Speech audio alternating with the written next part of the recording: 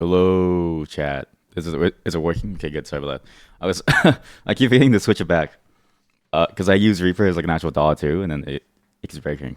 I just got an ominous message on Discord saying be careful what you wish for. I just want to remind people it's okay to threaten me, but please do it in a public space. That way other people know.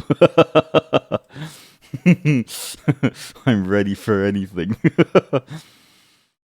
But yeah, well, welcome to this stream. Today is going to be an interesting stream. One, as you all know, because we're playing a visual novel, you don't get any of the stupid. The VTuber model is like it's like it looks like ass. You know what I mean? Like it's gonna ruin the rest of the art. So you don't get that today. Today we have a couple of topics to talk about because they're pretty interesting topics that I went on the rabbit hole from before. What? What? Wait, people can't post links? Oh, wait, sorry, chat. I need to fix my Discord server. But the interesting part about this is that uh,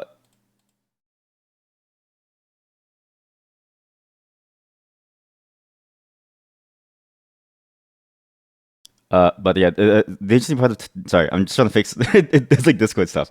I don't know why, but the Discord channel in like certain places, there's certain stuff that doesn't make any sense to me.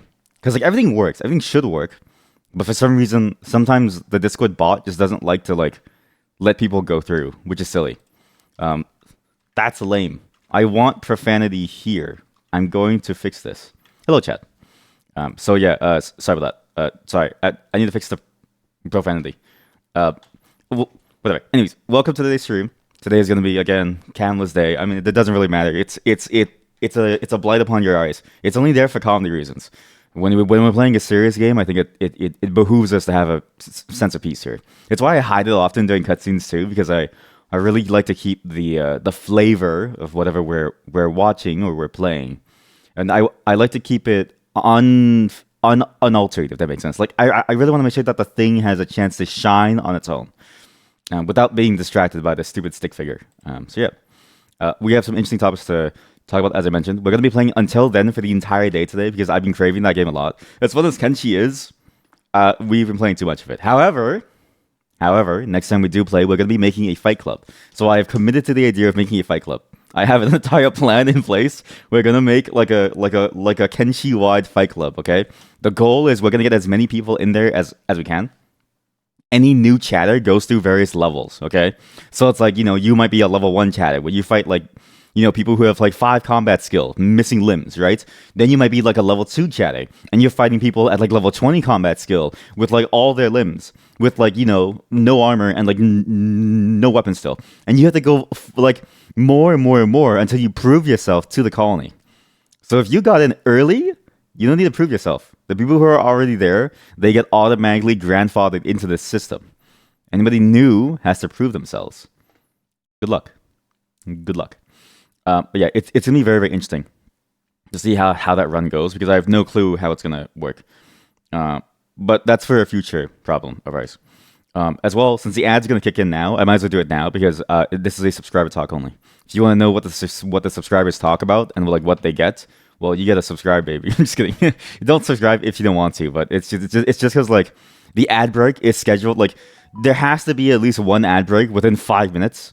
Otherwise, the pre-roll ads stay forever. It's so annoying. I was testing it out like a little bit, and I realized like the rules around how to get rid of pre-roll ads is very, very stupid. So every hour, 3 minutes, 5 minutes in, it's like a 3 minute ad. It's very annoying. So I was sorry about that. Non-subs. It's just the way that Twitch does ads. I don't like it. I also found out. I'm so sorry about this. There are like weird panel ads on the stream that like push up the stream window. I'm gonna get rid of those after this too because I didn't know that the option was on by default. B, it doesn't do anything. Like it doesn't stop pre-roll ads, so I don't want them there. So you'll see less annoying ads. You'll just see like the video ads every hour. But I'm gonna try to tune the ads down because I get annoyed with them too. But I wish I could turn it off. But like this is statistically having the ads as part of the stream skips the pre-roll ads, which happens to people the most on mobile when they need to refresh. Hello, chat. But yeah, this is subscriber time now. Subscribers, you may notice that the emotes is still not there. That's because I was lazy. Give me 1 second, actually. I'm so sorry.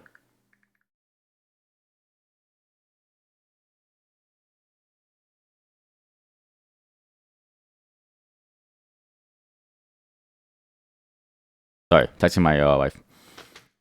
The emotes are going to come soon. I swear to God. By the end. Well, okay. Well, it's Sunday. It's Saturday. By the, but, by Wednesday, the emotes are going to be there. By Wednesday, all the emotes are going to be there. My bad. I'm kind of lazy, kind of slow. I also asked a friend if she wanted to commission some, but she was busy with anime convention. So I need to find another friend to commission some. Because there's one or two that I can't draw on my own, I don't think. Unless you want, like... But if I do draw it, there's, like, extra slots that will take even longer. Like, a lot longer. So we'll see how it goes.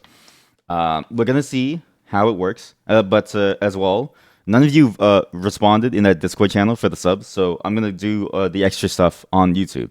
If you didn't respond, it's too late now.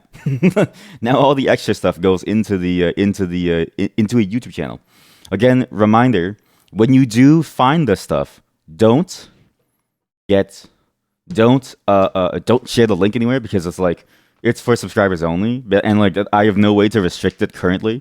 But when it is up there in like a month, I hope that you enjoy it. It's gonna be interesting. It's not like not safe voice stuff. It's just the fact that like copyright law is weird. What's a good... Okay, well, that person's probably gone because of the ads. I will answer website money after ads. However, there's something fun about the subscriber thing that I realized that I should have been doing. So you know how like we play games like Kenshi and Wildermyth, and like I pulled like chat members' names and like stuff. I'm thinking what we should do is this, okay? Subscribers get their names pulled first because you put the money in. All right, you just get active chatter subscribers get their names pulled first. This is either good or bad depending on the game, and so it really depends on what the game is and what's going to happen. Well, okay, well, I mean, even if you're still here, I think that's a good segment saved for the non-ads, because this is specifically for like subscriber talk. So, but yeah, it's gonna be interesting to sort of see that, because depending on the game, it could be a good thing that you get pulled first. You might have more fun first. It also could be a very bad thing because it means that you die first. So it really depends. Then we're gonna move on to everyone else. Like there's just like different tiers of it. I think that's the best way to handle it, and that's another subscriber benefit, which would be nice to have. Again, you don't have to subscribe if you don't want to, but if you do, I mean, I'm gonna make sure that you at least get something, right? As to whether or not I'm gonna keep your name in like a list of people who have subscribed ever since, I'm kind of lazy to, and it's easy to, but I just haven't really done anything with the website or the database in like forever. So we'll have to figure it out. But when I do, it'll be easier for you to manage it. You can you'll basically would only have to subscribe once. You like pay once and you're in forever. So, anyways, welcome back, non-subs. So there was a question asked about how do you monetize a website? What's a good way to monetize a website? You don't like the idea of ads, so maybe a donate/buy me a coffee button. Ads. I'm gonna tell you, I don't even see whatever you all typed. I actually don't know what that is. I think because my font is missing that emoji. Never mind, I just saw it. It's a look up and a wide among us gay sex. Thank you. As much as you hate it, the donate/buy me a coffee button is not gonna be enough to sustain it. This is okay because there's two different tiers, I think, in general of monetization. Well, three, but I'm gonna ignore the profit tier. Because the profiteer only cares about profiteering, which is kind of like boring, right? But also like anything goes in that tier, and so everything I say applies to them too. But they would do it probably much more aggressively, right? The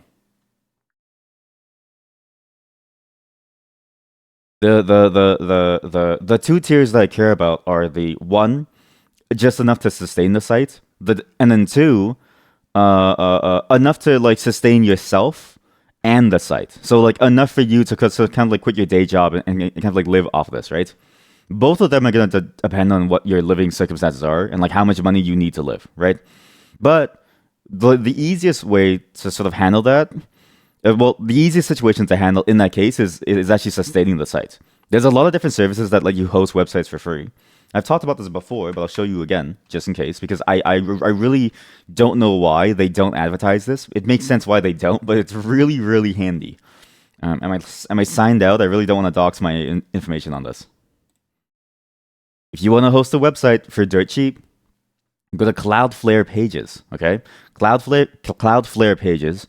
As long as you hook it up to a GitHub account, and now that GitHub provides you, I think, private repos, even for free accounts, you can just run a single build job within the CI, the GitHub CI. I forget the name of it, and then it'll just push it up here. It's really good for static sites. Really, really good for static sites, and not just static sites. Like, you can have dynamic JavaScript as part of it, but the key is that it can't be like a dynamic server-side like site, right? It has to be like a static page with static JavaScript files that is hosted on their servers that clients will then pull it down. But even if you have a complex like client-side application, it still works up until you need to do like server-side stuff. Then it gets complicated. But if you don't have any server-side stuff, or if you only make API calls using the fetch browser API, this is a great way of actually like getting a site going for very cheap. It is a permanent free tier, and you can know that you can trust it because it's Cloudflare. Compared to every other, I guess, like host out there, I trust Cloudflare a lot more because they have a lot of like A, good reputation, B, good experience, and also C, good history in general. There's some philosophical and political things you may need to reconcile in your own sense. But that's for you to decide. I don't really care about that. What I care about is having a host that is technology first and cares about the quality of the technology and isn't going to gouge me. Like, and also isn't as unreliable as, say, Google is, right? So you can get the cost of your site down very low, but not to zero, because it depends on what you do, right? So let's say, sponsored by Squarespace, yeah. So let's say that you still have some costs associated with your website. Let's say you don't want to use their D3 database, which is, again, they have a D1. They have a lot of free services. They have a free database, free storage, they have free cloud functions, workers. I mean, people call it cloud functions. I just use that term because it's like the ubiquitous term, but basically just servers that spit up very quickly within like a couple, like maybe like 1 or 2 milliseconds. Although I've heard claims of like nanoseconds to quickly run code and then die. There's a whole bunch of these here, and they're all free, permanently free, with some really, really generous terms. Sorry, I'm so gassy. Now, so there's ways to lower your cost, but let's say you can't lower your cost down to like a baseline. Let's say there's some service that your site uses that you can't lower the cost of, right? In that case, donations and buy me a coffee may get you there, but in my experience, having tried to do this for many, many different projects. And my real life personality is I have my hands in many different projects. It never works. The amount of sponsorships that you get compared to how many people use your stuff is very, very, very, very small. For things like donate or like buy you a coffee, okay? I'm going to give you an actual example of this. Because I remember seeing this and I was like, wow, they actually don't make any money at all. Here we go. This is Storybook.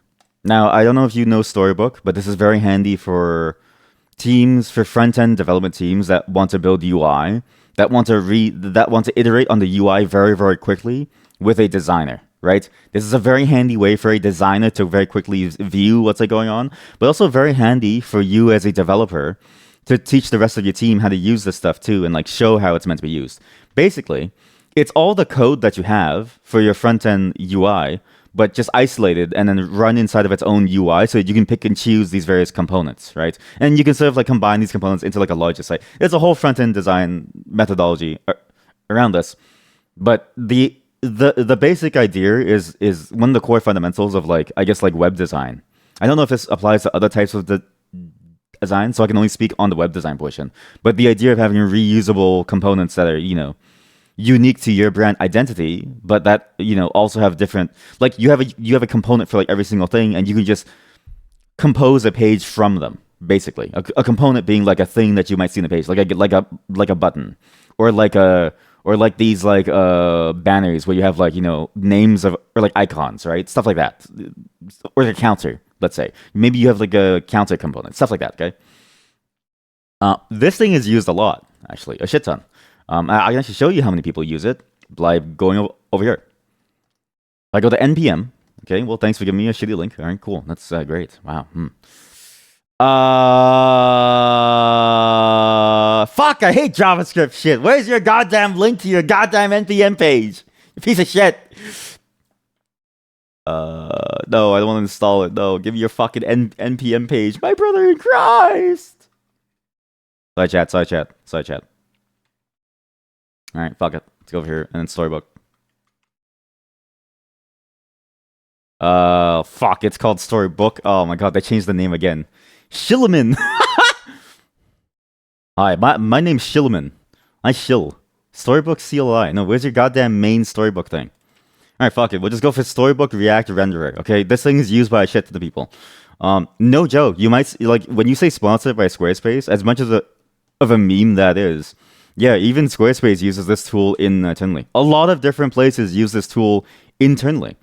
Which is like 4.7 million downloads per week, okay?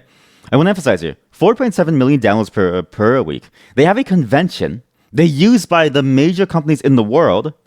Guess how many people donate? Guess how many people donate? There are 2,000 contributors. There are almost 20,000 people on the Discord. They have a YouTube channel for some reason. I don't know why they have a YouTube channel. Guess how many people donate? 2, 3. Very close, actually. 1, 2, 3, 4, 5, 6, 7, 8, 9, 10, 11, 12, 13, 14, 15, 16, 17, 18, 19, 20, 21, 22, 23, 24. 4.7 million downloads per week. 24 divided by 4.7 million times 100. It's like 0.00000000005. Oh, plus the sponsors above. Yeah, I mean it's become a sponsor. Yeah, I mean like these ones too. So you have like backers plus like sponsors. So they have like different ones. So sponsors, they give at least $100 a month. Backers give $2 a month. Okay, so of the weekly downloads, the millions of weekly downloads, it is 0.0000005% of the total people who use this thing. And of the 24 plus the 7 people who sponsor and like back the development of this, 24 of them pay minimum $2 a month, and 7 of them pay $100 a month. Wait, but it says plus 108 in the backers. Wait, where? Oh, wait, you know what? Maybe the GitHub just didn't update it. I mean, still, okay, look, even if you just take like this, okay? Like, for 4.7 million, I still feel like that's a very small amount. So that's 112 backers times 2. So, at a minimum, this is like $224. At a minimum. This is like, this could be very, very small. This gets a bit larger in that you have like 28 times 100. You have like 2,800. And a donation, which is like a one-time or recurring donation, we don't know how much. This could be like $1. This could be like $5. This could be like $20, right? This could be anything, right? It could also be a one-time donation. So most of these people could also have dropped off at like some point. Okay, Indeed probably still does like a small amount too. At the minimum, they only make like $2,500 a month for like a project that has 4.7 million users, right? And yeah, all these people, I mean, all these big companies that use this, I'm not kidding you. Airbnb, okay? Airbnb uses this a lot. Chromatic is actually the company that maintains this, so it's a bit disingenuous to say that they donate to it. They're not a sponsor. They actually take the money. Well, it's not that they take the money, but like they need to sponsor this because that's the only thing Chromatic is like known for. So you kind of need this. Indeed is anywhere between a custom one-time or a recurring. We don't know, right? Sentry is also a very useful tool that has a lot of like, I guess like mind share in like, I guess small to medium shops.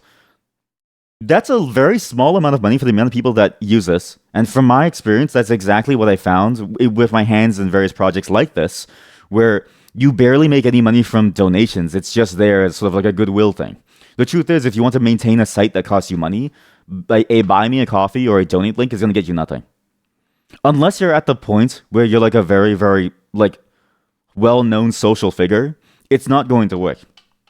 And that's the only time that I've ever seen it work is when a developer is also a social figure. Like Primogen or Pirate Software, or even like just a normal social figure, like say, I don't know, Pokimane. I think she's like still one of the largest, right? Pokimane or like iMouse or like, I don't know, who else is like a larger? I don't know large streamers. But like, imagine them, right? they get donation money because like people like feel a connection to them and it makes sense. It works out that way. When you're just a tool that people use, you have no sentimental value. You have a functional value to people's in people's minds, but you have no sentimental value, right? If you have no sentimental value in people's hearts, you'll never get their money. If you're just a tool that's made to function in some way, all you're going to get is complaints. How do I know about the complaints? You're my brother in Christ. You ever seen their issue page? Where's their issue page? You show me your issue page now. Star on GitHub. I'm sorry. You just get 2,000 issues. Jesus Christ. Yeah. Jeremy 985 too. So I mean, yeah. So it again, it's very difficult. I'm sorry, I missed some messages there. As a designer, you got confused by Storybook, but you guess it's more useful if you have a team. It's very useful, yeah. Because like as a solo designer, or even as a solo creator, right? You have a vision that you can adhere by, that you know about, and it's very easy for you to know what you did because you made it, right?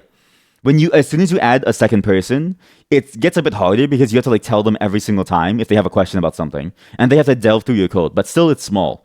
Where it gets very useful is when you have at least 3 people on a project, you and 2 other people, because that third person, you really don't want to have to explain it again. That's when you realize this is stupid. Why should I keep explaining it? When you use Storybook, again, what you get is a system whereby you have a demonstration, like an actual usable example of your code as it would look like on your website. This is exactly how it would look like on your website. You can do tests and stuff, but the key is the fact that you can modify the controls and see how it would play like in different configurations with like different pieces of like text. There's a way to use this as well to sort of like quickly compose like a test page, like an example page of what you want to see. And from there, you can then, like tweak it and polish it into like a final like product, which is very, very handy to have. Much tinier scale, but it reminds you of the whole paid mods back with Skyrim. Then when people suggest they pay what you want type thing, the mods counter argument was, yes, people don't even click like buttons, yes, which is free and takes 1 second. Exactly. Again, they asked me to start the project. How many companies use this like project? Guess how many people start this like repo? Which is stars?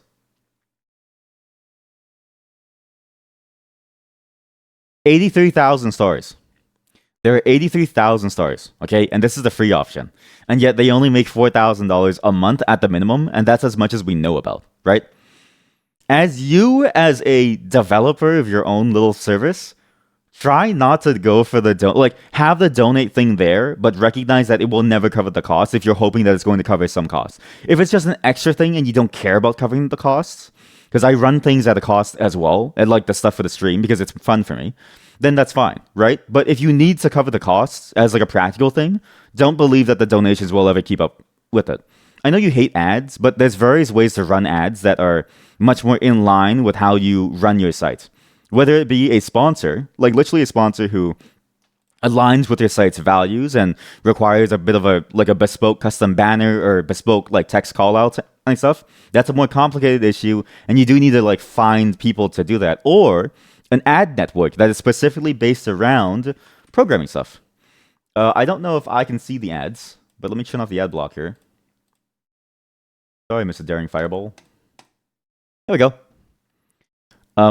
These ads on Daring Fireball. So Daring Fireball is a guy who he basically made Markdown. And he did like a bunch of basically he was found by the company by Facebook because he made a really cool project, got hired by them. He's a very good developer, okay? John Gruber.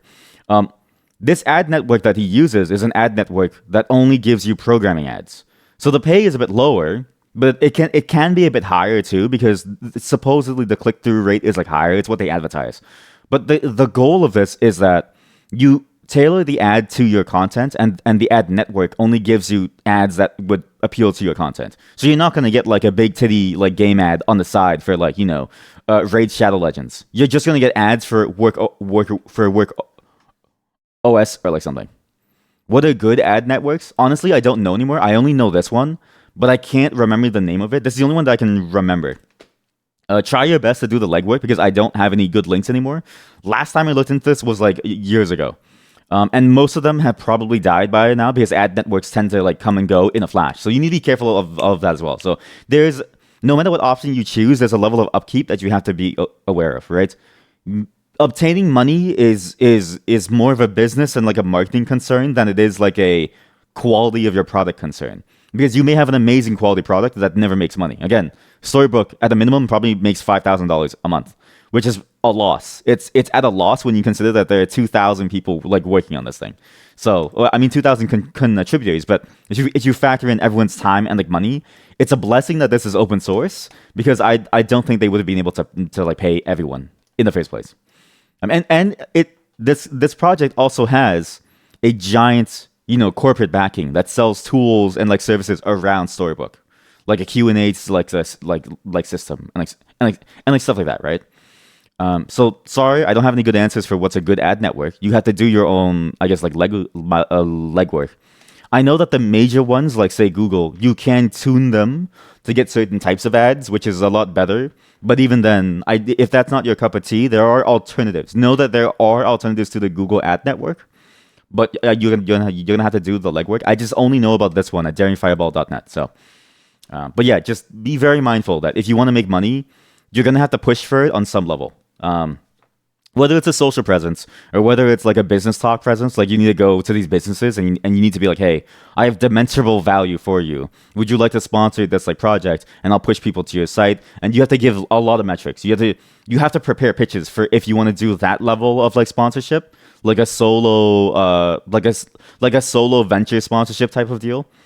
But ad networks sort of like do that for you. It's why ad networks are so useful because they do all that legwork for you. They find the sponsors and then they just give you it onto your site, and then you just give them views. It's a very simple way of doing it. So I recommend ads. It's a very low friction, low maintenance option.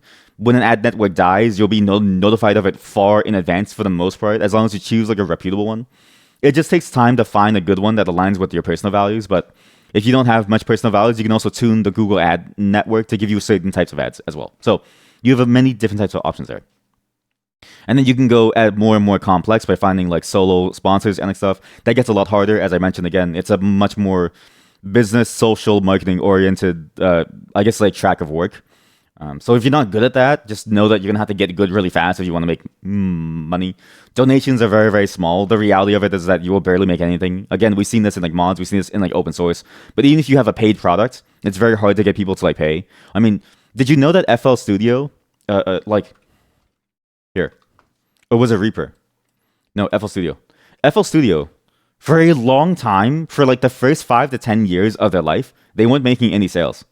This is a product. This is a widely used piece of software for producers to make music with. Okay, and for the first 5 or 10 years, nobody made basically no one bought their stuff. It was pirated to hell and back. So it's very, very hard to make money, even if you have like a corporate license thing. Like if you have a corporate license where it's like the people use it have to pay you to use it, they will wait until the very last second to pay you. But again, this is not to say that you shouldn't have one. You should still have a corporate license because if Google happens to use your stuff and they want to pay the corporate license, you struck gold and you want to capitalize on that, right? But I'm just saying that even that's not guaranteed. It's just getting money from different sources is very hard. Once you do, it gets a lot easier because then you have like backing and you have like a track record. It gets a lot easier to like build your reputation and your connections. But that initial push is going to take you a lot of time. Ad networks are the easiest, all the way up into the hardest, which is like doing your own legwork to find sources of income that don't come directly from your clients. And again, one of my largest suggestions for anyone starting their sites: don't go crazy. Don't go to AWS. I see this all the time. Don't go to AWS, make like a crazy thing and run it on like a small VPS or something, and you think that it's gonna grow, so you have scaling enabled and like all this stuff. The truth is, just go for a free service. This thing will last you up until even like 1 million or so hits per like day, guaranteed. All you need to be careful of is just tweaking your content to be like a static page and running without a server. And if you need a server, you can still do fetch API calls. So you can still do like API calls if you need like a server-side backing to it. Sorry, I'm so gassy. You just can't have like server-side rendered stuff. And that's fine. And then you're basically good to go for even up to like 1 million hits. It works very, very well. So if you can, lower your costs, keep it as simple as you can, and then scale up when you need to. Otherwise, you're going to get into like a huge loop. Because then the moment that you need money to run your stuff is the moment that it gets way more complicated.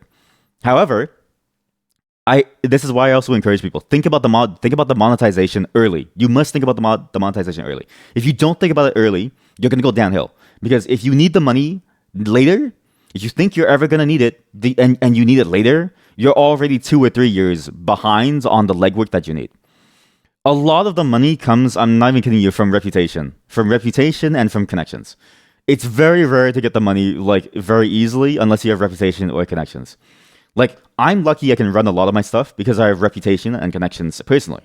But if you don't have that, you're kind of boned in terms of like the amount of money that you can possibly get. It takes a lot more effort, and you don't have the time to do so if you're scrambling to get enough to survive. So just be wary of that. Agreed on the sentimental value of things. Check the Patreon page of the guy who develops the Assetto Corsa content manager. Yes, it's a super niche thing, and the free version gets you 9% of the features already, but it sits at like 10k USD a month. Yes, that's exactly it. That's one of the largest examples. And still, that 10k a month is a fraction of what he would get if everybody paid for it. It's a huge fraction, because the truth is, if everybody that uses it paid for it, he would probably be making like $200,000 a month. That thing is like crazy. Like it has a lot of users, but he has a very good social presence in terms of like how he like does things. He makes it very clear that if you want to support it, this is how. And he makes a lot of really interesting content around the like mod space, which is very, very cool. Even the guy who makes the pure mod has the same thing. The guy who makes the pure mod, he's like, listen, you get soul for free. There's no rain. You want rain, you pay extra. Then he makes a photorealistic mod that he then partners with other mod creators to like show off with like the Aegis Guard and like stuff. And it looks so sick that it makes you want to pay for it. But it's all in the marketing, because you see these YouTube videos from the people that like work with them, and it's like, holy shit, it looks really good. There's a lot of like marketing and like social, I guess, like currency that they're spending to drive these things. And that's for the modders who can do it and who have the skills to and or want to. If you don't want to, you have no skills to. If you don't want to, you're basically shit out of luck. It's very hard to do so. You once heard the argument that piracy helped Adobe stay the market standard because it creates this feedback loop with people pirating it, being familiar with it, being used professionally, rinse and repeat. Yes. I've heard that theory too. I don't know if that's ever been confirmed, but I've heard that theory too. And honestly, it really does make sense. Because again, once you know something, it's going to be very, very hard for you to switch off of it, right? It's basically impossible for you to switch off of it. Because why would you? Again, that could be viable for many different things, but just know that it's very, very hard to make even that model work. You might think giving away something for free and then charging companies is like very easy, but that usually people who start companies and like run companies and like initially go to companies, right? When they first start, there's a lot of stuff that they're doing under the table that, you know, doesn't really work. You know what I mean? It doesn't really work. And they're definitely skirting a lot of laws, so just beware of that. So even if you do something like that, it's still not going to help unless you have a really good enforcement team. This is the other problem that you need to figure out too, is that if you have a corporate license for something that has like a free tier, and they need to pay to get more features, how are you going to enforce it? You're a single person. If it's a software that someone can just download and you have no like DRM, like, I mean, even if you have like a DRM feature, the truth is it will be cracked. So it doesn't matter, right? But how do you then enforce it? Legal costs are high, you know, especially if you're starting out with like zero. Takes time to like do. You need lawyers to navigate the space, and you need to find lawyers on retainer who can just do it on demand. You need to dedicate a portion of your time towards doing the stuff. It's a whole mess. Like, you got to really think about this stuff very early on. Not to discourage you, but to make money off a project is a lot harder than you think. But honestly, ads, I know you hate ads, but it's one of the lowest friction ways to at least make something from it. Especially if it's something that they have to go to your site to use. Obviously, AdBlock changes this, but I mean, yeah, it's just the reality that AdBlock is the way that is. You can do what people do, which is like, hey, please turn off AdBlock if you can. This is all run as like a community thing, but that's up to you. There's a whole bunch of solutions to it. So most of the time, it actually does work to ask people to turn it off, as long as you promise them that the ads are fine. So, but it depends. But again, the FBI, I mean, Sorry, even the NSA says use ad block, so it's kind of hard to get people to disagree. If that makes sense. Who pays for WinRAR? Who even uses it?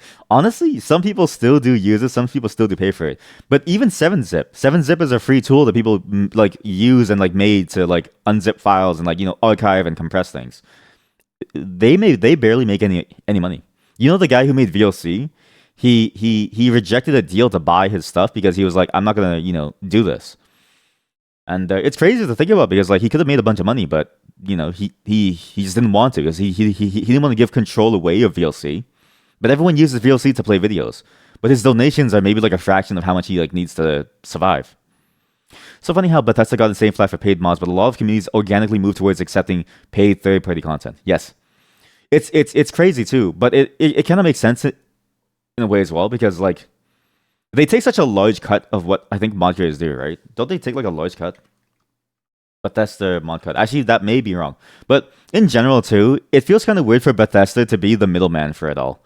I kind of have an apprehension to them as well because to me, I don't know why they would be the middleman for it. Like sure, you have like a store page for it, right? But I'd rather most of the money go towards the mod creators versus anything like that. But I don't know what that like how true that is. I can also see why it happened because I think a lot of people think that they set the price on the mods, and some of the mods are priced at an outrageous level, like say for like Starfield. But the truth is, the mod creator values their time and their money at that price, and it's going to sell. It's going to sell. And why shouldn't they value their time and their money at that price? It's just a matter of like optics, right? I talk about this a lot. Mods take as much time to make as a game because you are making a game on some level, or at least a portion of the game, right? Depending on the size of the mod, it can be to the level of an entire game. Like Thief of the Dark mod. Like these two mods, Thief of the Dark mod and the Medium Excel. You got this, and you have this. So the dark mod for Thief, which we're gonna play at some point, it's basically a whole new game inside the Thief engine. And it's like, why shouldn't they be able to charge $70 for this? Why is it free? That's the crazy part. Median XL. I played this on the stream recently. This is a mod that changes the entire game. The amount of content that this mod adds to Diablo 2. I mean, look at this. There are whole new maps. There are dungeons. There's like 30 new levels in the game. In a game that maybe had 30 levels across its entire lifetime. And that's just dungeons. Then you have the end game rifts where you have like, boss fights. And then you have the secret stuff, the secret boss fights that you have to find. It's actually insane how much content it is. It's free. You just donate. And I don't even know how much money they like make. I imagine they don't make much money at all. And recently, actually, the creator of this, they joined the company because they needed to sustain the development of it. And the company is now sponsoring the development of this mod. Again, it takes a lot of effort. So, I mean, I don't necessarily blame them. Oh, yeah, you feel like some people get a bit too caught up on the piracy. They have a Patreon. They have like a Patreon, Golden Tangent, when they find torrents and stuff. I mean, I get it. You get it on an emotional level. Let's be real. If Hollywood movie companies cannot stop pirates or random indie artists or developer won't either, yes. The reality of it is that you're always going to get pirates. I think it's good to still call it out. And, I like on some level, I think it's good to be emotional about it too because you can't deny your emotions. But I also think it's important to recognize that you can't stop it both because of two things. One, people will always want the good stuff for free. That's just the reality is that there will always be a subset of the population who just wants the good stuff for free. It doesn't matter who they are. It doesn't matter whether they're poor or they're rich. Sometimes people just will never want to pay for things. That's just it's just a hard fact that it's very hard to get around. But the harder one to get around is the fact that some people literally can't pay for it, but they still want to use it because it's very vital to what they do. And so what do you do, right? Like they don't have the money yet. All you can ask them to do is, hey, I know you pirated this. When you have the money, please come back and then pay for it. All right? Use it. When you have the money, come back and pay for it. And it'll be cool. Like that's the most that you can probably do. Because again, I've talked about this before, but I wish more things were priced on a very sub-regional level. Like, sure, you may live in Canada. This is the Canadian price. But you might live in like a very poor neighborhood in like Canada, and you may be living on like food stamps, and so maybe you would buy the game if it was like $10 versus $70, right? But it's like, how do you price this stuff? Like, you can't. There is no way to. There's no system to. So you shit out of luck. Most people will just pirate it. And it's like, I would rather get $10 versus somebody pirating my game. At least for me, I would rather you get my game for $10 versus you pirating it. I would also rather you just ask me for the game and I would give you the game, because I don't want you to get any viruses or like have you get a shitty product that then devalues my work, right? And then I'll just send you like an email that says like, hey, this is a key to the game. Don't sell it. If you sell it, I'm gonna kick your ass. But also, once you get the money, pay for it. It doesn't matter how much, just like pay for it. But that's just me. I mean, it's very different. Again, I've like talked about this. This is all my personal values on like paid versus free. You know, I tell people who yell mods should be free because it's about passion. I tell people who never create anything, yes, it's objectively the same type of work as what the developers did to make the original game. Yes, and even not just to make the game, just in general, like games. Mods in particular lie in this weird spot where if you paint the Mona Lisa, you can sell that shit for a couple $1 million. You paint the Mona Lisa in a game, good luck even making money for it. I'm not even kidding you. It's literally impossible to. Art assets in a game, like you would pay an artist, a senior artist, nearly 6 figures to make those assets. Maybe even 6 figures in the States. In Canada, we underpay people. Okay, in Canada, the Canadian ways we underpay people. But all of a sudden do it for a mod and it's like, hey, it should be free. It's a mod. It's like, dude, the label doesn't matter. The work is all the same. What do you mean? It's about the passion. It's not about the passion, right? The reality of it is that sometimes people want to make money off the things that they make. Wanting to make money off of your things doesn't devalue your work. If anything, it shows that you have a sense of value that aligns with what you have. I devalue the stream and the subscriptions because I have contempt for my viewers, but also because I make 6 figures. Does this mean that I devalue my work in general in terms of the stream, quote unquote work? No. I think I put a lot of effort into the into the stream segments. I think I put a lot of effort into the videos. I recognize the value, but I also recognize that I'm fortunate enough to effectively subsidize the cost of the stream that would be on the viewer onto me because I make 6 figures. You know what I mean? Like, I have the means to subsidize all of you. You cheap fucks. You cheap fucks. But that doesn't mean that the value is gone. The value is still there in what you create, no matter what it is. And again, it's the same with the music, same with the sound, same with the art, same with the programming, same with the everything. Everything. Even the design of something. I know people always say, like, I'm the ideas guy, you're the programmer. But sometimes some ideas slap. Jet, imagine Toby Fox came to you and he said, I want to make a game that's like this. And he just laid out Undertale for you. If you didn't work on that game, you would be a fucking idiot. Because I would look at that concept for the game and be like, I'm in. You know what I mean? Like, some people, sometimes ideas even have a lot of value. And you know what? Even that stuff is very, very undervalued by people who see things as like a free mod thing. Or like, it's a 2D game. Why does it cost so much? Like, no, you're missing the point, my guy, my brother in Christ. That's my favorite anti-piracy measure in video games. Ones that call it out and just tell them to pay for it. I hate the ones that break the game, but also it's funny that they break the game because then it's very easy to identify that you're a pirate. But also, I find it to be annoying because it devalues your product because the review cycle is very important. It's very important to understand this. The reviews for your game can make or break your game. There was a game developer on Twitter, I think for Cryptmaster. He mentioned how a single review pushed them from overwhelmingly positive to very positive. I was so fucking pissed I posted a review that night. I was like, this is the best game ever. Even though we haven't played it in a while, it's one of the best games that I've played in a long time. And it's frustrating to sort of see that, but it's also to recognize that if you make your game break in like a small way, say like like Batman games, because it's a pirated copy, because these platforms don't really filter people who can write reviews very well, what ends up happening is that somebody can just write a review for your game, call it shit, and you're basically good, and you're basically shit out of luck. Good talk, you had the bounce. Football match is about to start. Okay, good luck. I don't know anything about soccer. I hope your team wins. Fuck the other team. And if they don't win, riot. I know that's what soccer fans do. Riot. I mean, football teams. Riot. So yeah, you will say that you gotta admire the people who like crack those things. I mean, the funny part is that like it's A, both complicated, but also B, not that complicated. You know what I mean? It's in that weird space where it's like once you know, then you know, and then you realize this is all stupid stuff. But if you don't know, then it's very complicated because you have to figure it out in some way how to get the know-how to like break it, right? Not to devalue their like work. It's just a weird space where it's like if you know, you know. If you don't know, there's a huge learning curve. But once you know, it's like very easy. So Denmark should be doable for Germany. Peace out. Okay, this sounds like a war. That sounds like a war declaration. Denmark should be doable for Germany.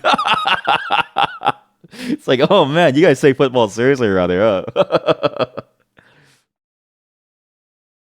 You like that you like that you think it was Hotline Miami too, which was banned in Australia. They just said pirate our game. You like that the old one from Monkey Island would make your pirate a wheel thing. Yeah, I mean even what's that game called? Sorry, Disco Disco Elysium. Disco Elysium. I mean there's a whole dispute about it. Even they said pirate their like game because of a whole like there's a whole dispute. Everyone's like an asshole there, but I don't know, but yeah, that like happens often because like say a country bans your like, game, right? You're never gonna make money from them, so you might as well just like tell all the Australians, yeah, just like pirate it, like play my game, enjoy my game, because the truth is, right? An Australian plays your game. They go on Counter Strike. They play in a public server. Okay, on that public server, someone asks them, "Hey, you guys play anything good?" The Australian goes, "Oi, mate, I got something good for you." They then recommend your game. Boom, you have a sale from a person who's in America who pays a premium. Easy shit. It always happens. It always happens. That's how I used to recommend games. That's how I got a lot of game news was from this like server I used to play on Counter Strike. A lot of well, not anymore because it's gone now. But bro, you want to watch a bit of a TV while your food was in the oven. There was 2 football matches on and like 2 F1 races too. There was nothing to watch quickly. Yeah. I mean, I also hate watching like the races and like the sports things. I only like watching the highlights. I know this is crazy, but when I'm there watching it live, right? Because soccer, especially, it's a very, very long game. It's not like football long. Well, I mean, it's not like American football long, where it's like, you take a lot of breaks, right? But like, football is still a very long game because you have a giant fucking pitch. You have a giant fucking yard. Like, people got to run a long time. They got to kick the ball very, very, very far. Usually games end on like a 2-3 score. Like it takes a long time to score like a shit ton of goals because both teams are at their best, right? And it's a really really hard game to like play. So most of the time you're just watching and waiting for things to go back and forth, and then you're waiting for the ritual of like the various like fouls and like yellow cards and like stuff, which always happens. And then you gotta wait for the ad times and the break times. It's like 3 hours and you only get like 5 points of action. Like, dude, I can watch a League of Legends match today, right? Starring T1 plus some other major team, okay? SKT, T1, and some other team, and somebody dies within 3 minutes. Somebody dies within 3 minutes. You don't get that in soccer. You don't get that in like well, maybe you get that in like F1, but you don't get that in like soccer. You know what I mean? Nobody dies in 3 minutes in like soccer. Maybe a broken leg. But in League, someone dies in 3 minutes. Now F1 safety laws have made it a lot less dangerous, so it's a bit weirder. But F1 is probably the same thing, especially because of how optimized like racing is. You will never see another moment where that guy who like did the wall skid thing, F1 wall ride. What was his name again? Ross Chastain. When Ross Chastain did this move, this was like one of the hypest moments. And it'll never happen again. It will never happen again. Like Ross, like this will never happen again in an official race.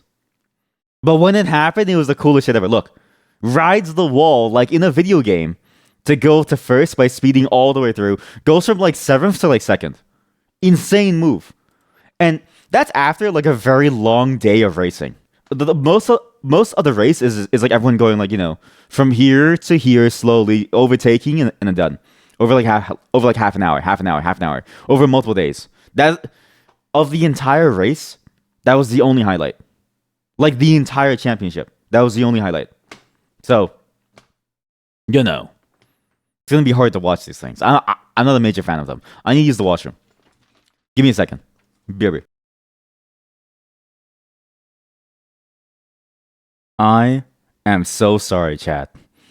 As you all know, I practiced the German practice of sit and pissen. As soon as I sat down on the toilet to let loose the the tides brewing up inside of me, my butthole then said, "Ah, it's that time of day, isn't it?" and decided to let loose the mountain as well. Usually it doesn't do that, but this time it was like, ah, yes, I recognize this position. I recognize it when the cheeks surrounding me touch the toilet seat. I recognize that this is my time to shine too.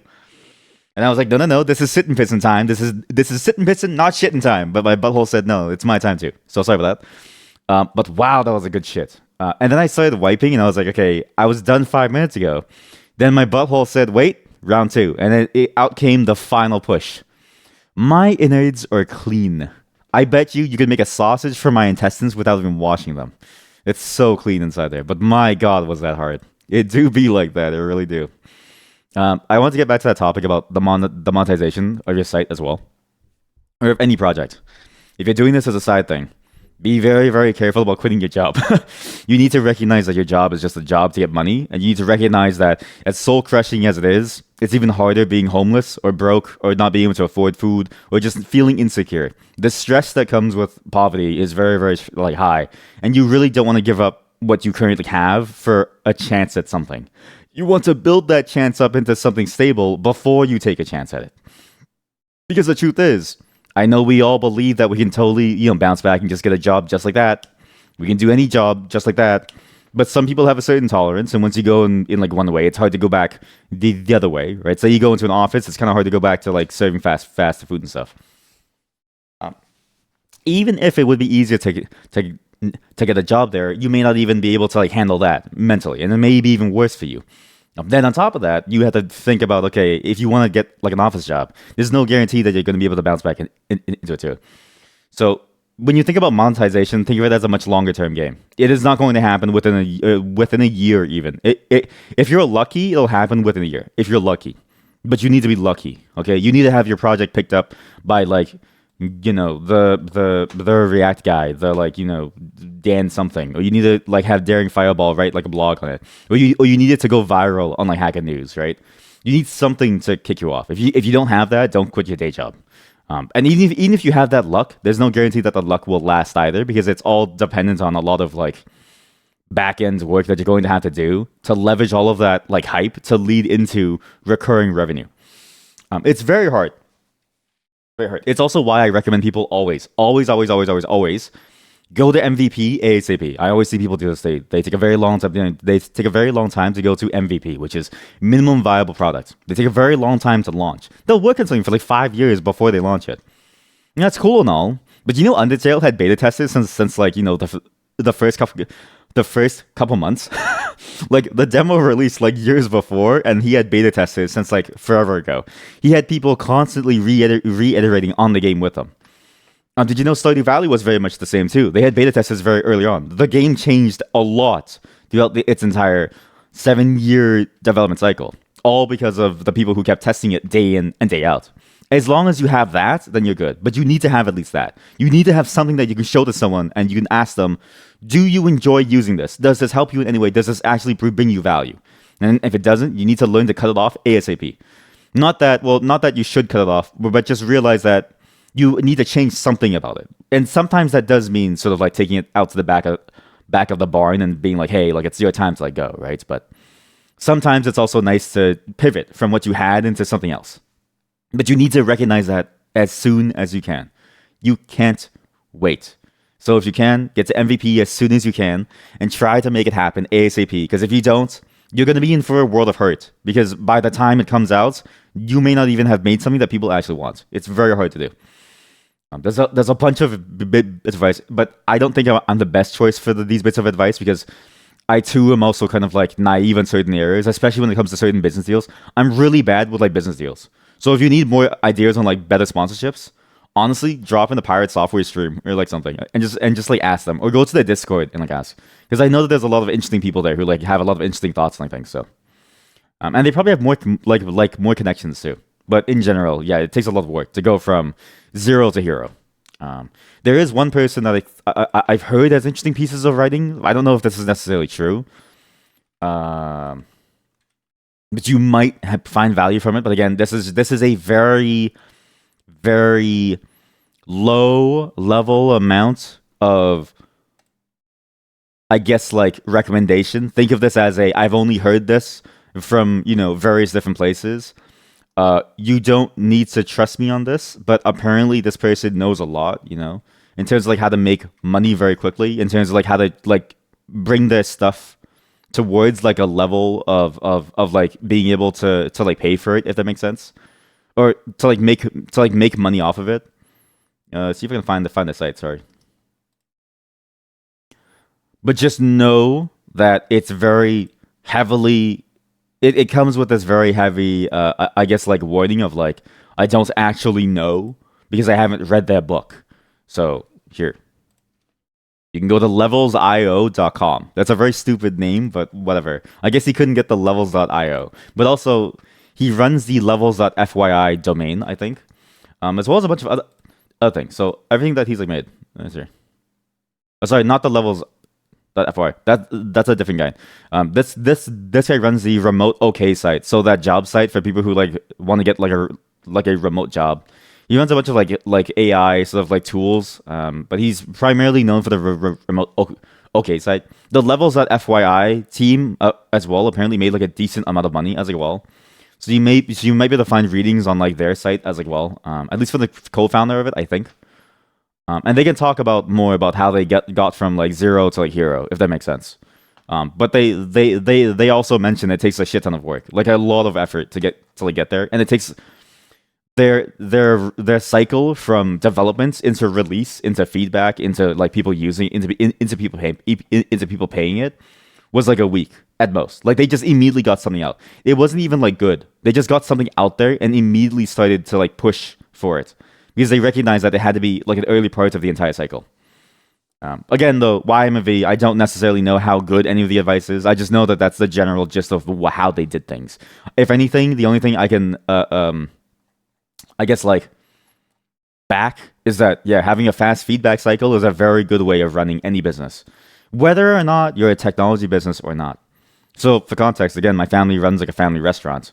When I'm there, I look for fast feedback cycles. If I see within a week that something isn't working, I let them know and I help them pivot towards things that like worked. And it's very lucky because I actually saved the business from kind of going downhill at some point because it was like, okay, like the math isn't adding up. I'm checking all these different like levers that we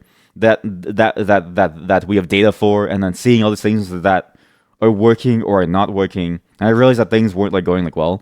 Even in retail, it's very handy because if you don't know what sells and you don't know how much it sells and you don't know why it sells, you're basically shooting in the dark and running business on like vibes, which can work, but you want to at least assess your vibes with data at the end of it if you can.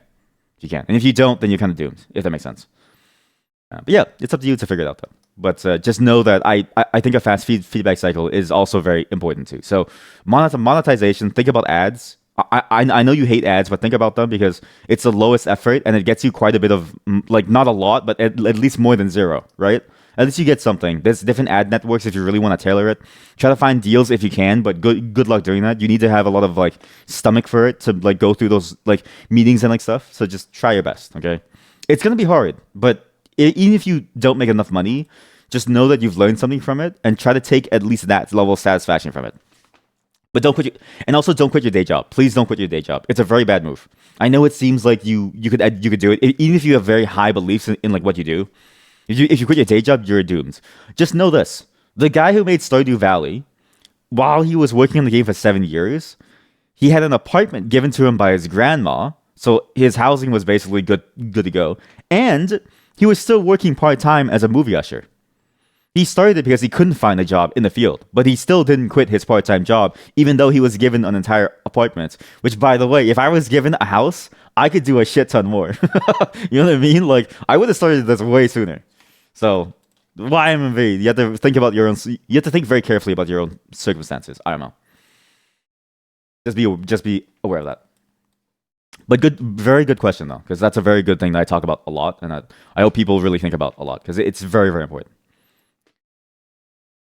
We're not done talking though. There's one more topic that I want to bring up to you all. It's a very weird topic here.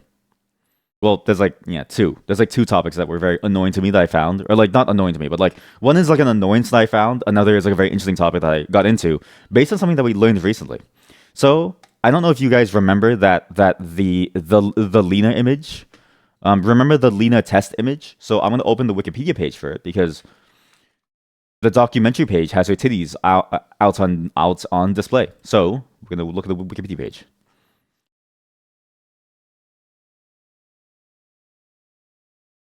This is the documentary page. I'm not gonna scroll down because her titties are right there. This is the image, the Lena image or the Lena image. I don't know how to pronounce her name. I'm gonna say Lena because it makes more sense to me. Um, the Lena image is a test image that was used to like calibrate colors and like work with like image filters and like stuff. It's a very interesting image, and then you have like different types of images that are like this too. You have like the shader girls, you have like the China girl, you have the shader cards. The Shirley cards. You have Suzanne from Blender and like stuff. But when I was reading more into this, there was a campaign about this because remember when I said that it's weird that they chose a Playboy image for this back in like 1973 because what I said was like technology already has this like reputation as like a boys club, and it also has a reputation of like you know what I mean, basement dwellers who like seethe and like cope over like massive titties and stuff like that. And that this doesn't really help that image.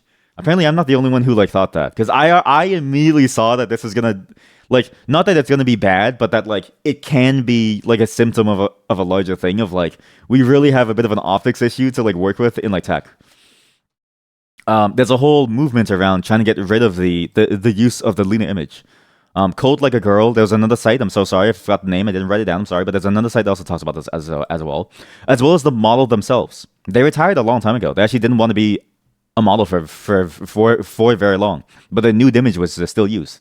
And the idea behind it was that they wanted to get to a point where, like, in general, the things that we used, like, were more inclusive of everybody. And a small image like this may not necessarily matter if you think of it on a surface level. When you delve down deeper into it, it's like, why didn't they use anything else? You know what I mean? Like, why didn't they use like a 3D model of like a monkey? Why did they have to use, the China girl or like the Lena image? Like, why is it always these like interesting images? And then why did they use a Playboy centerfold image where her titties are out? Like, it's weird how that's still being used today. And I thought it was an interesting topic. Not that I have seen it yet. So again, I haven't seen it yet, but I like the message behind it because as an anecdotal thing, even though I haven't seen it, I've seen and I've experienced this level of like disconnect from like I guess like the very very male dominated side of tech and like the very very small population of like women in like tech. My last couple of companies were very very lucky to have a very very diverse and inclusive team, not because they actively sought it. It just happened to be that way. So this is a weird thing too. They didn't really go for it in terms of like the the diversity and like inclusion like metrics. It just happened to end up that way that the best people that we found happened to be women of all different, like everything. It was a very diverse group of like religion, ethnicities, beliefs and cultures, like everything. It was wild. And in doing so, it was very nice to see other perspectives. Again, I talked about this before in the context of consuming content and consuming different worldviews, right? Not all worldviews are good, let's just face it, but it doesn't mean that I don't necessarily want to hear them, right? Sometimes I want to hear them because it's good to understand and realize that some people believe in this stuff. However, there's a lot of viewpoints that on first glance and at a first, word, you might think is stupid. But then when you actually hear it from the mouth of the people who are saying it, you realize, oh, wait, it has merit. Sometimes, most of the time, the truth is you don't want to hear what you want to hear. What you should be wanting to hear are the things that other people want to tell you. Because what they want to tell you is not going to necessarily be what you want to hear. But it's important for you to be able to navigate through this stuff, to realize that there's a whole world outside of this, like, small space of yours, whether it's on the internet or in reality. Where other people exist in the same society as you, and you need to be aware and to listen to their stories, because as much as I can spit prose about all this stuff and like tell you about these missions and these goals, I've never faced this stuff. I've never had to deal with what it feels like to be like a very very small niche group within a already small niche group with a lot of very strange mindsets about people in this group. One of my managers, not my good managers, one of my bad managers who was from like a different thing. He mentioned that he doesn't find women to be good programmers. And I was like, that doesn't make any sense. Like, what? How does that? You know what I mean? Like, as like a knee jerk reaction, I also said like, that doesn't make any sense. But I had no way to really prove it to him, even though I knew intuitively that that was a wrong statement, right? And so it was important for me to collect these stories from the people who were in it, as well, so that I have like ammunition to like be like, hey, like that doesn't make any sense at all, because I know it intuitively, but I have no way to say it because I've never lived the experience. But yeah, it doesn't make sense for him to say that, because the truth is you can be like a person in like tech, and you can be man, woman, or anything in between or far wide. It doesn't really matter, right? It's a very interesting topic to me, because I also saw that level of discrimination, I guess, go down too. It's a very fascinating way of doing it. And this is not just an isolated incident, okay? This was not just a person whispering in my ear. And honestly, this was the craziest part. The person who was doing the level of discrimination was whispering in my ear saying it's not that bad.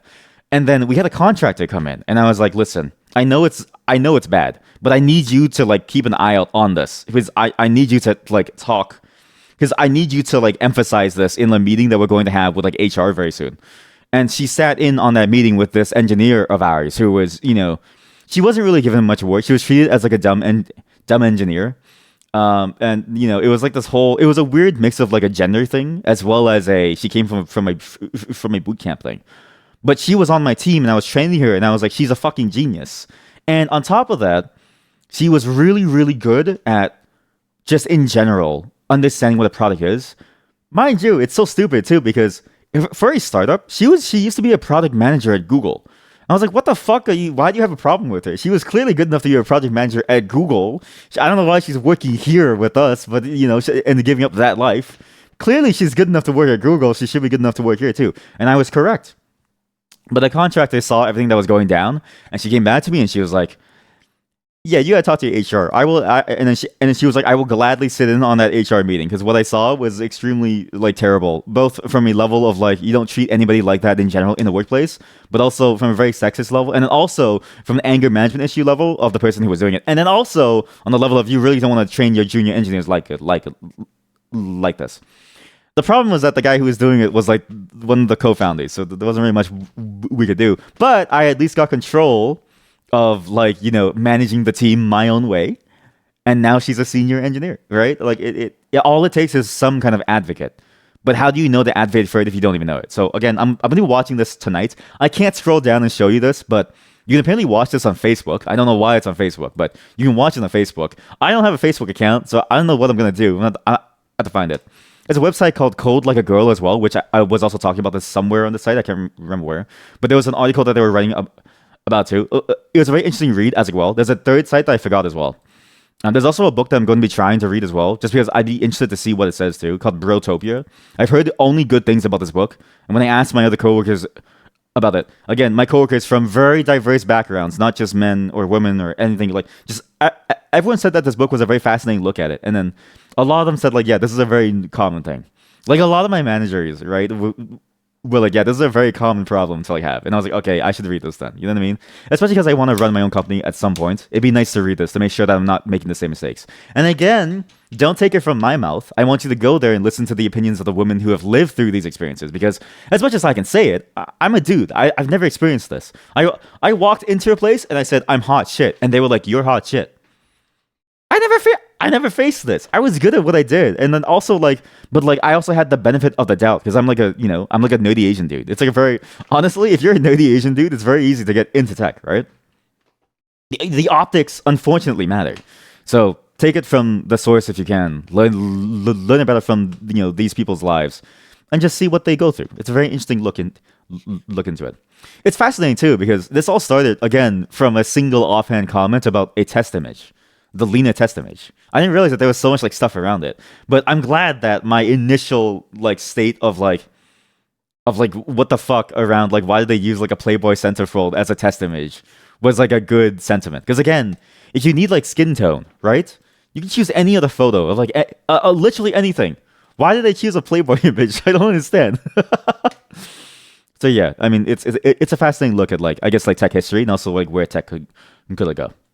You agree that that ads are probably the most straightforward way to do it. If you like this to like the idea of ads, you could try making ads opt-in to make it more ethical, per se, and see how it goes. Maybe some sites do that. Monkey type, for example. Then there's a danger of users becoming angry with the user. You decide to make them on by default in the future. Yeah, I mean, anything that like goes from opt out to opt in is like hard to like do. So just be wary of that approach as well. But also, I would argue that you should just do it as an automatic opt in because the people who don't want the ads, they already have ad block. Like the truth of the matter is, uh, you should just make the ads opt in by default because people already have ad block. I know you want to be good about it, but if you need to make money, that's a very different matter, right? You kind of need to make money and you need to run those like ads to get the people who like don't run ad block. The people who really don't want ads, they already have ad block. Ad block is widely used. So you usually don't have to worry too much about, oh, offending someone's taste. And because my ad block, for instance, runs on every single site, right? Not to say that you should do it. Again, I don't think I'm allowed to per affiliate terms, but I'm just saying that the NSA recommends that you use ad block. And I believe in the NSA. I turn it off for sites that, are smaller, that need it, and that can promise me that the test stuff is like, easy to like do and like isn't gonna give me viruses and like stuff. But it is important. It is important. So just be aware of that, opt in, opt out stuff. That's a lot of complication that you can go through. And it often is just easier to just do as an automatic show the ads because people have ad block anyways. You guess that the image was just one of the first fitting images that the dev found. In this case, the dev was horny. Yeah, but after that, people use it without knowing what it was. Yeah, exactly. But that's the thing, right? It's like imagine any other thing. Imagine any other case. If you came into your workplace and you just threw like an image of like a Playboy model on the table and said we should use this as a test image, they would throw you to HR. Because they would be like, okay, dude, this isn't appropriate. You know what I mean? Like, there's a million other images. You could use anything else. You don't need to throw like a naked woman on the like table to like do it. We now have to crop her like head. Like, this is stupid. And honestly, if you look at the image, it's a pretty shit test image. I was gonna say it's a pretty shit test image. Because what do you really get besides the skin tone and like the contrast? Not really much. There's a reflection here, which doesn't really help with the image filtering stuff. Really, the better one is actually the China girl, because you have both these various different like I guess like color. Well, I mean, obviously the color palette is like for a different reason. It's to calibrate the like camera, but the test filters, I would want like a much wider range of like colors versus this, which is designed to have a very small like range of colors because it's meant to emphasize the naked body. So I don't know. It seems like a bad choice either way if you just look at it from a purely technical perspective. But it also seems like an awful choice when you think about it in the sense of like, if you did this anywhere else, they would just throw you into HR and it'd be like, all right, cool. You know what I mean? Like, it makes sense. I don't know. Like, when I look at this, I don't think this is a good test image for like a filter. I think this is probably a bad test image. If I wanted to test that the filter could, see very clearly what a subject was, say it needed to only affect certain parts of the image, then maybe I could see this working, but even then I could figure out I feel like there are better examples where that would work as well. Yeah, the weird sepia filter too. This is the weird thing too, right? Because it comes from a magazine, they already applied filters to it. It's already a filtered image. So it's like you're just filtering on top of a filtered image. What's the point? Wouldn't you want like a raw image to really test your filter to make sure that it actually works? But instead it's a sepia photo. I don't know, it just seems weird. It's strange. So yeah, I mean, it's a fascinating topic to talk about. But yeah, just go check out those like things. I'll link them in the Discord later today as well. Another thing that really bothered me, sorry, this is a thing that like bothered me that I got into a rabbit hole as well. This always pisses me off. I want you to see this. It's a song that I'm going to be playing today to start things off. Okay. Yeah, we go. So YouTube. Georgia Smith. Fuck, what's the song? Oh, fuck. What's the song? Oh, fuck, what's the song? Oh, shit. Oh, shit, here we go again.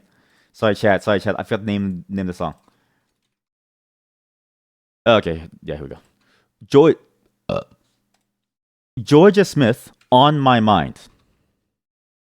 I want to find the song without the music video. Okay? First link, music video. Second link, a whole different version of the song. I don't want a different version. I want the song without the music video. But I also want it to be an official link. So Xeon Beats, somebody who re-uploads it and gives a bunch of lyrics. I don't want that. Then all of a sudden there's a tiny music desk concert. Then all of a sudden there's a Korean version where it's also the acoustic version of the song. Then there's a live version. Then there's a cover by Miguel. I love Miguel, but like my brother in Christ, I switched for Georgia Smith. You keep going down, you don't find the song until right down here. Near the bottom of the page, you get the topic page of what it is. Except this isn't even this isn't even the topic page. This is a fake YouTube channel of somebody else. Somebody else made a YouTube channel and it just took their name. So that's not even the official page yet. And now I've got Alicia Keys of a different song. What the fuck is going on? This is the actual link that I should have gotten.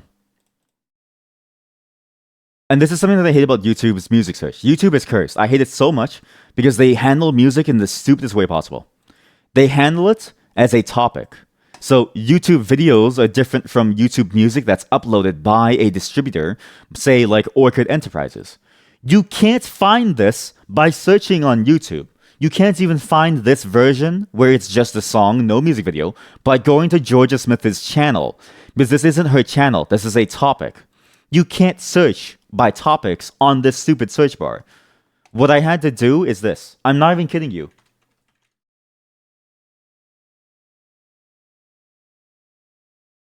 I go to Google. I search for Georgia Smith. I scroll down. I look for the thing that says topic. I don't know why it's so hard to find this person. And the thing is that this should just be a built-in thing to find the person based on what they are. And when I'm trying to find their song and I just want their song and I don't want their music video. Have I tried YouTube Music or whatever it's called? I have. And this is my problem with YouTube Music too. Here. You go to YouTube Music, you then search. Same results. No matter what you do, it's the same results no matter what. The only time YouTube Music has actually changed something for me is if I get the mobile app, which is apparently like a whole different experience, right? And so you have to like go to a whole different site. I know it's not YouTube Music, but this is what I mean. Like, I know, but this is what I mean. On first glance, you would think that this is the YouTube Music site. But no, it's an entirely different experience. It's the same thing for YouTube Kids, but that's a whole different matter. That's the whole Diamond Gate thing. You need to then go into a different app, a whole different site, which is a whole different experience and a whole different like linking thing. You then need to search it over here. So now you go to George Smith on my mind, right? The problem is that this still isn't really it. This is still not the same thing. Like this is still an entirely different thing. This is not the same thing that I got from the topic side, which is strange. Listen to this. This is more of like the Spotify view of like things. The reason why I don't want to link this is because this has a couple of issues in certain regions and it's kind of annoying to have to navigate for some people. And also like I know it doesn't play well with like certain ad block things. And they're still currently testing the Spotify way of doing ads where as it plays a song, it'll then play another like ad afterwards, right? It's also very annoying when I want to play you music on here because I don't know whether it's gonna kick me into like a baked-in ad or like not. It's very weird. And some songs actually show up as a preview and not as the full thing because you need to buy the song. It's a whole different experience. Like it's a very strange experience that doesn't really work for what I'm trying to like do. And it's very nice when you're actually on the go because as an application, it's like pretty good. But what I'm trying to say is that this is not the default view that most people care about. Most people just want to watch, and most people just want to listen to the music without any fuss, and they don't want any recommendations. They don't want to switch from a different view and a different application to go into their music stuff, right?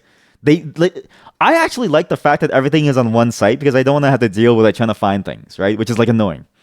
I just don't know why they don't ever surface the topic. They never surface the topic of these artists the same way that they surface their like channels. It's very frustrating. And even here, you can't get to the topic of the artist to find the rest of their stuff. However, thankfully, you can click on the name and you get like a very Spotify view. But again, you run into the same issues that I mentioned before, right? So it's a very interesting way of doing things. I find it stupid, very, very stupid. And at first glance, again, like you think, oh, YouTube Music, right? You go to music and you search from there. It's not the same thing. It's a whole different application. It's one of my biggest pet peeves with YouTube is that the search surfaces things in different ways depending on where you do it. It's a bit like how if you want to search for something and like answers on like Google, you don't just search for the answer because you get like horror links. So you get like a shitty blog link that's like an AI written article. You gotta search the topic into Reddit, which is like useful. So it's frustrating to have to like run into this issue constantly with like YouTube, and it's frustrating to have to like change context constantly because I'm on YouTube already because I have to upload things. Why do I have to then jump around from here to there, from there to like here? Like I just want to listen to like music, man. I want this to be easy for me. It's silly. Get used to SoundCloud, so that's what you use. Better for me since unlike Spotify, it's a lot more experimental and newer music. Yeah, it's all these music platforms have like something wrong. At least Spotify has a really good A suggestion system, or it did for a while. And B, the music search is like sensical. Like if I go on Spotify and I search up Georgia Smith on my mind, that's all I get. And then you like you get the music. SoundCloud, I do agree because again, it's like a free place where you can just like upload anything, and so people are allowed to like do whatever they like want. It's where most new artists like get their start, right? They also have a reasonable search as like well. Although I've gotten annoyed when the search picks up like a podcast name that happens to have the same name as a song, and I really hate it because like why the fuck a podcast like taking over like music sites? I'm like, dude, like I know you're optimized for like audio, but fuck off, be like a whole different search bar. Like podcasts, like I think should be a whole different thing because it's not the same as music. But whatever. My only gripe here is with YouTube. I hate the fact that the music side is different from the main side, and that the main side has a different way of surfacing music from the YouTube side. Because I kind of want a playlist of like certain things, and I want like a tailored playlist of like certain things, and I want to do it on the YouTube side because I'm already on the YouTube side. But to do it in the music YouTube side is a whole different deal, and it's a whole different playlist system. So you lose all your playlists. It's a whole fucking stupid system. I want it all on one single platform that just works. I just want to show you that because I hate it. Because I was trying to find that song to show you all because I found the music video for it recently, and I thought it was a very perfect song to start today's stream into. Until then, which means we're kicking into the music segment. Okay. Now this song again, I found it literally today. It's a very interesting song, and I thought it was a fantastic fit for today's game of choice, which is Until Then, because you're going to see it very very soon. I also found it hilarious because the artist's name, I'm not even kidding you, is Predator. Predator. You cannot pay me enough money to name myself Predator as a professional like music name. If I name myself Predator, my friends would laugh me out of the room. They'd be like, "Oh yeah, what are you gonna do next time? Play in a preschool, buddy? You gonna perform in a preschool? Huh, you sicko?" Oh man. But hey, you know what? That's his name. I guess he's sticking with it. I guess he thought it sounded cool, but it sounds silly to me. But this song is really, really good. I played UK Garage here and there in like different places. Like I played The Streets. I really love The Streets. You know what I mean? But this one has a very interesting vibe that takes kind of like that like hints of that and it combines it with a bunch of other genres as well. I think it's fantastic. And what's crazy is that I found the song recently, but this song came out like 8 years ago, like 6 years ago, and I only found her from one of her more recent songs, which was Little Things, which I thought is a fantastic song too. So again, she's a wonderful artist that I'm glad that I found, and I'm glad that we get to listen to her today because again, I think the lyrics work very very well for Until Then, especially where we were. And again, bit of volume warning. This is a very loud song. Not so loud, but it is going to be like it's going to be my level of like volume with my talking voice, which should be tuned better.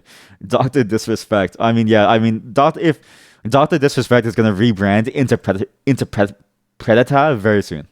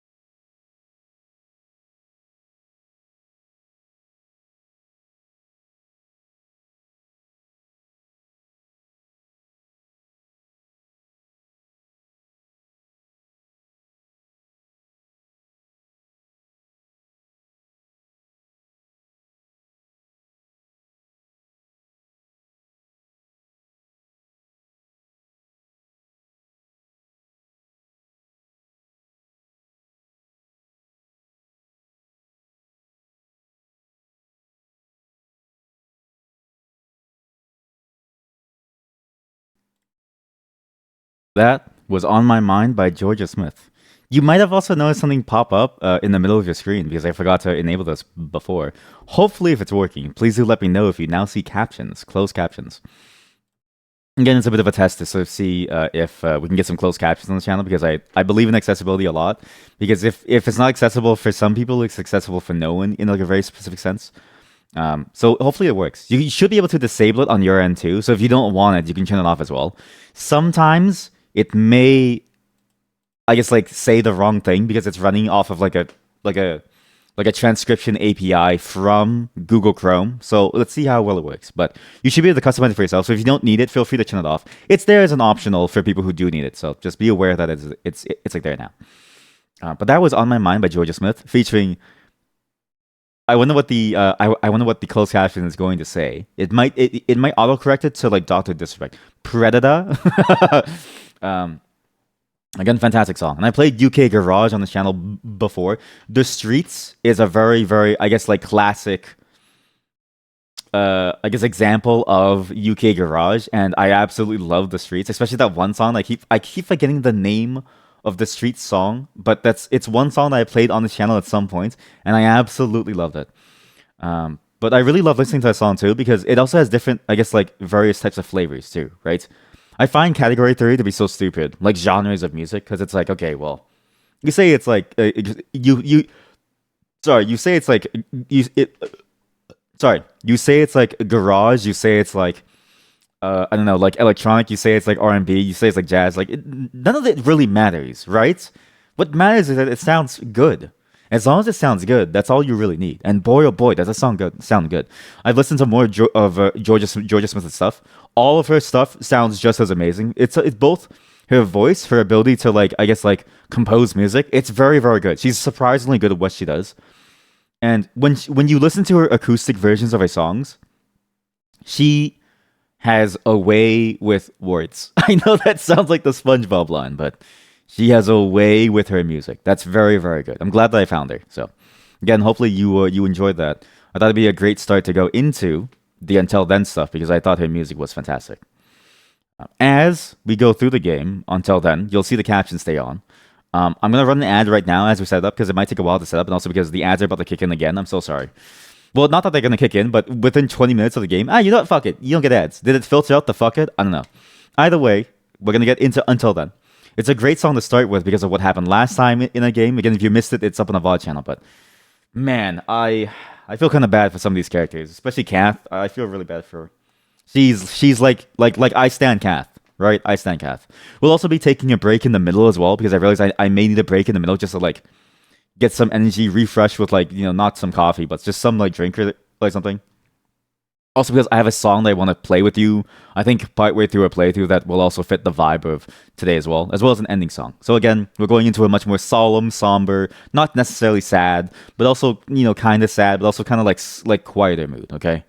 It's a visual novel day, so this is your time to fall asleep. No more talking about stuff. I do. Now we are married. I just want to capture that on the VOD. There's a marriage proposal right in my chat, right on the iPad. It's recorded for all of eternity, so you can't say no anymore. You can't say no anymore. Give me one moment to set things up.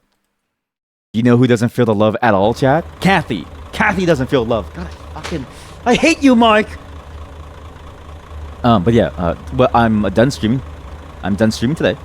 I'll be back tomorrow with more of this. I'm gonna get some good sleep tonight so that I can stop stuttering because I feel kind of tired. We're gonna have some pizza. But please have a good day. It's nice talking to everyone again. It's nice hanging out with everyone. Again, if you want to chat more, I'll be posting more about the music selection process plus other fun things inside the Discord. So again, if you want to join the Discord, !Discord, click that link. You can join in. If you don't get through the maze though, you can't join. Good luck getting through the maze, okay? But if you do, then it'll be good. It'll be good. I appreciate everyone for showing up. But before we leave, there's one more thing that I want to sort of toss your away. Remember when I said earlier today that today's playthrough would not just be, I guess, just a plain game playthrough, but it would also be a selection of songs that I thought really fit today's stream. We're gonna end off on this one song, this beautiful, beautiful cover by an artist named Juliana Chahayat, which, I mean, as I'm sure you all know, I played her music before on the stream. Her music is fantastic, and her voice really does sell this feeling in her music that I can only say, I can only describe as melancholic. And I really, really enjoy her voice. It's a cover of a Radiohead song, a song that we, a band, a group, whatever, an artist that we've played the music of in the middle of today's stream as part of the outbreak. It's a cover of this song "No Surprises" by Radiohead, and it's performed by Juliana Chahayed. This song has a it has a strange place in my heart. I think it's a feeling that all of us share, no matter where you are, no matter who you are. Because, how do I say this? Life is tough. Life is very, very tough. And it's interesting to sort of see people, no matter where you are, we feel the same struggle of life in many different ways. And I thought it was a very poignant song for this game in particular to end today's stream, because I thought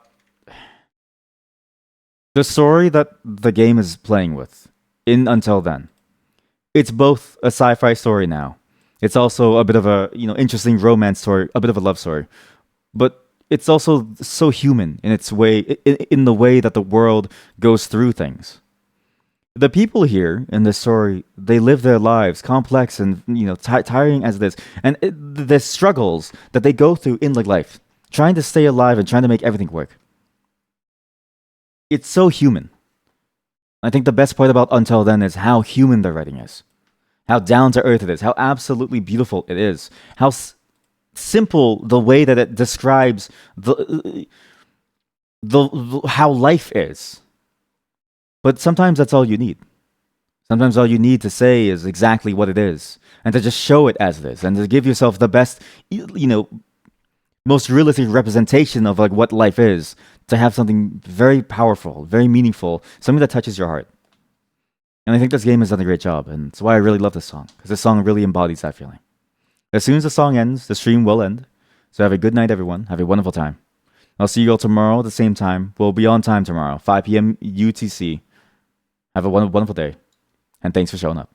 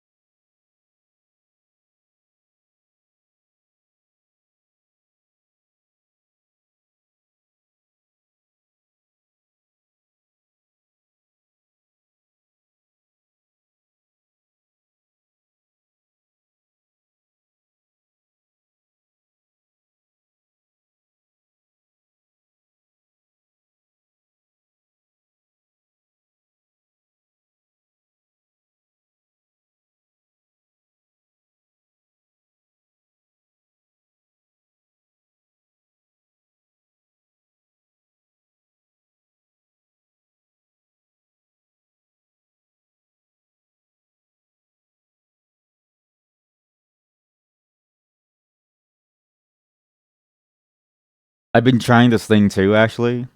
You may notice that you don't get notifications for the VOD channel anymore. I read some tips and tricks on YouTube where if you don't notify subscribers, it gets more of a reach with newer people. So slowly the channel, and both on Twitch and YouTube, has been growing, which is very interesting for a VOD channel. There's a couple of weird life hacks that I've been doing that have been working out very, very, very well. So it's been slowly getting pushed out there, and it's working out nicely. So we'll see how far it goes, but it's been nice to sort of see, I guess, new people show up to like look. So yeah, just wanted to let you all know if you want to upload something, you want to get more reach. Don't notify your subscribers, especially for a VOD channel, because it's gonna kill the like reach.